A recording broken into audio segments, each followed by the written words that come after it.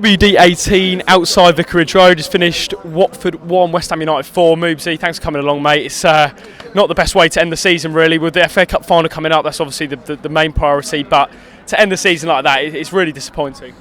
I just don't believe what I watched today. It's just, what on earth? I don't know what we were doing. First goal, Kabasele, I've got to blame you for it, mate, because that was shocking. Half-hearted challenge, and Noble just turned him inside and out, and yeah, it seemed to be the run of the game. We were constantly battering up, going up their end and trying to give them a battering, and yet they just sprung us. They had, like, I think, 2-3 shots in the first half, and they scored 2 of them. That's not acceptable at our standard. We've raised the bar now, and I just think a lot of them, half of them I think have got one eye on the cup, which they shouldn't be doing. A couple of them I think were playing for the place today, but I know Kabasele was one of them, but he hasn't done himself any justice. But yeah, it's just a very, very disappointing end. I mean, you said some of the players had one eye on the FA Cup, and to be fair, that is understandable. It's probably one of the biggest games of their careers. If you were Javi, would you have maybe changed up a little bit more then? Those players that aren't going to be playing next Saturday getting a game today? Possibly. I think maybe Cleverly could have done with a run out, because I think next week we might need him at some point. If Capu and Decore maybe, I don't know, start feel a hamstring or something, if something like that happens.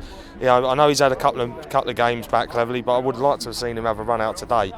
But no, saying that, it's one of those, if you rest them all, then you think, well, does it fly? What's going on here? If you rest them, it's like and then you lose. You can then say, oh, it backfired. But then if you play, they've lost. It's like it's one of those. It's a toss-up. It's a 50-50. I would have been reluctant to have made a lot of changes. I think he was right to go with the team he did go with. But yeah, something just went horribly wrong this afternoon. Well, big issue is HOLEBAS suspended now for the FA Cup final unless Watford successfully appeal. Was it a red for you? Absolutely not. I've watched it back already. You clearly see Antonio. They're level with each other to start with. Then it's the sprint run. Yeah, he gets slightly ahead of him, but he makes a meal of it in my book.